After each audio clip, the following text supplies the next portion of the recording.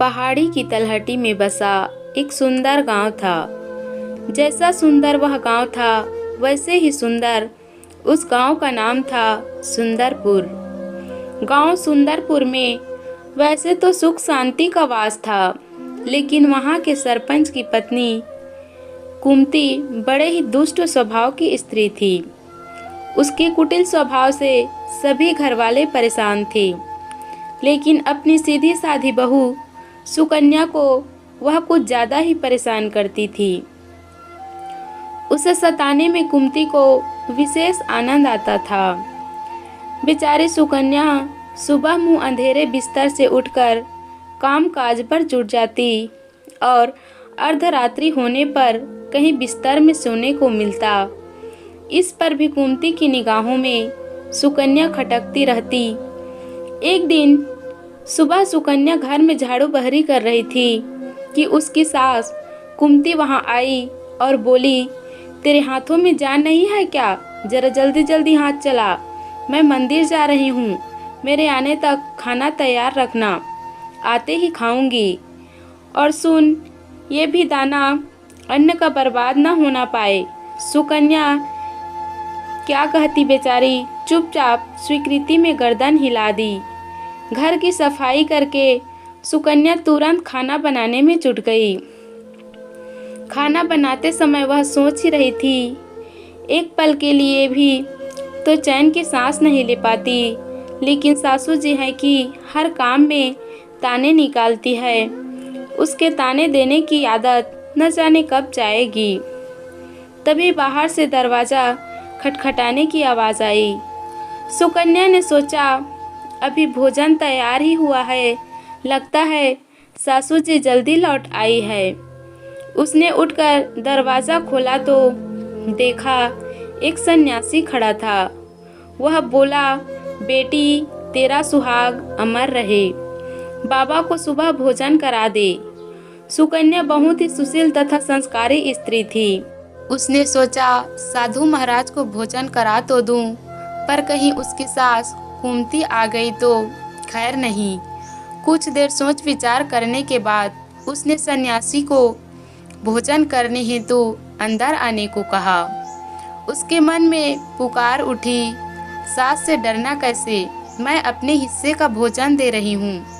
वह साधु को भीतर ले गई और अतिथि धर्म का पालन करते हुए उसे भोजन कराने लगी।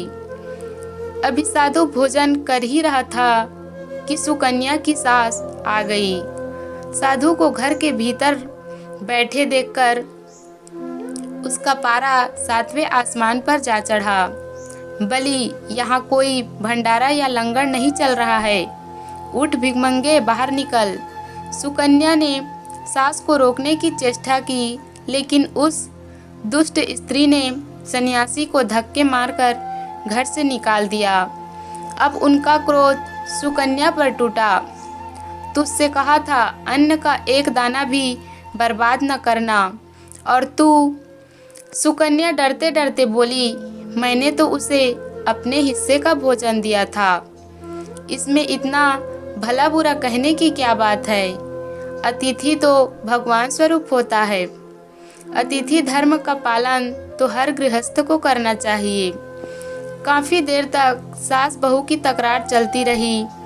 अंत में उस कुटिल सास ने सुकन्या को भी धक्के मारकर घर से निकाल दिया। वह बेचारी रोती कलपती दरवाज़ा पीटती रह गई, लेकिन कुमती तो जैसे पत्थर बन गई थी। उसका दिल न पसीजा। अब सुकन्या के पास एक ही रास्ता शेष बचा था कि वह अपने घर लौट जाए। उसका मायका वहाँ से काफ़ी दूर था और बीच में घना जंगल भी पड़ता था। सुकन्या भूख प्यास से निडाल चली जा रही थी। अचानक जोरों से बादल गरजे और मूसलाधार वर्षा शुरू हो गई। वर्षा से बचने के लिए उसने एक पेड़ की शरण ली, लेकिन वर्षा का वेग इतना तीव्र था कि बचना मुश्किल हो गया। उसी पेड़ में एक कोटर बना था। सुकन्या यह सोचकर उसमें घुस गई कि वर्षा रुकने पर बाहर निकल आऊंगी। वास्तव में वह पेड़ दो राक्षसियों का निवास स्थान था। वो भी वर्षा से परेशान होकर पेड़ की ओर ही आ रही थी।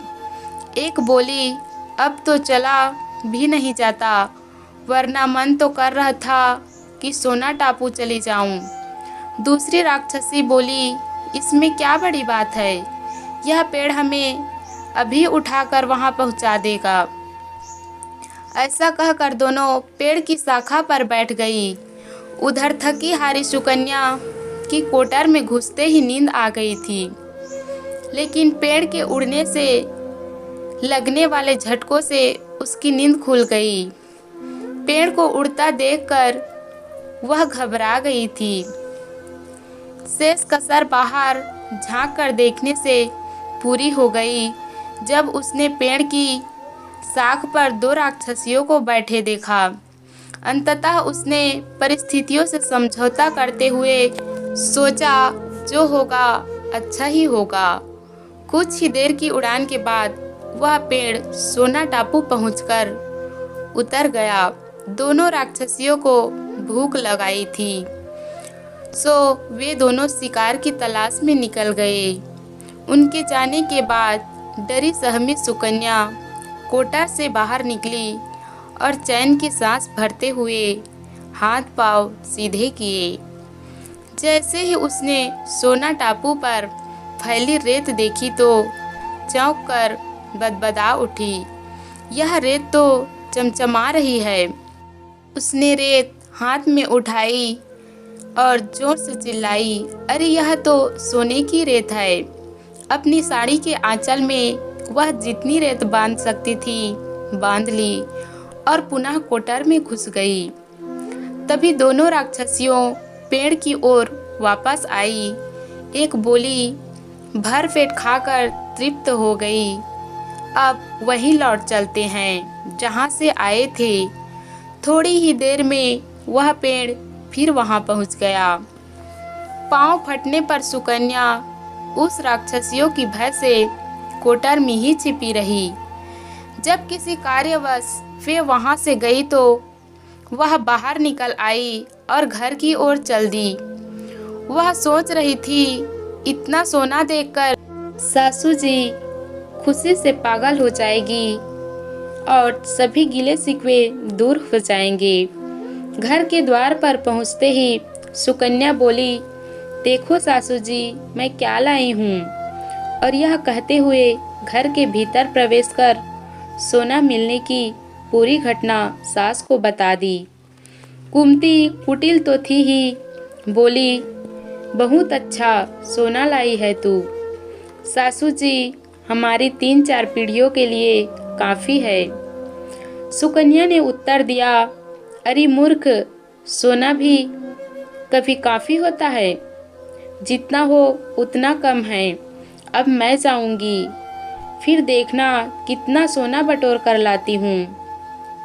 सुकन्या ने अपनी सास को बहुत समझाया, पर उस लालची बूढ़ी स्त्री ने उसकी एक न सुनी और जाकर उसी पेड़ उन्हें लेकर उड़ चला। कुंती उत्सुकतावश जाग ही रही थी, तभी उसके कानों में एक राक्षसी का स्वर टकराया, आज मछली खाने को मन कर रहा है। दूसरी ने उत्तर दिया, चलो मत्स्य द्वीप चलते हैं, वहाँ बहुत मछलियाँ मिल जाएगी खाने को। उसकी बातों को सुनकर कोटर में बैठी लालची कुंती स्वयं पर संयम न रख सकी और बोल पड़ी, अरे तुम सोना टापू क्यों जा रही हो। उसकी आवाज़ सुनने की ही देर थी कि राक्षसियों समझ गई कि जरूर कोई चोर पेड़ पर छिपा बैठा है और उन्होंने कुंती को कोटर से उठाकर बाहर फेंक दिया। धरती पर गिरते ही उसके प्राण पखेरु उड़ गए। तो दोस्तों, इस कहानी से हमें यह शिक्षा मिलती है कि मनुष्य को लालच कभी नहीं करना चाहिए। जितना मिल जाए सो मिल जाए, उसी में संतोष रहना चाहिए। अधिक पाने की लालसा में हाथ आया भी जाता रहता है। यह भी ध्यान रहे कि लालची व्यक्ति का हश्र कुमती जैसा ही होता है। तो दोस्तों, यह कहानी कैसी लगी? यदि अच्छी लगी हो तो चैनल को लाइक, कमेंट, शेयर और सब्सक्राइब करना ना भूलें। धन्यवाद।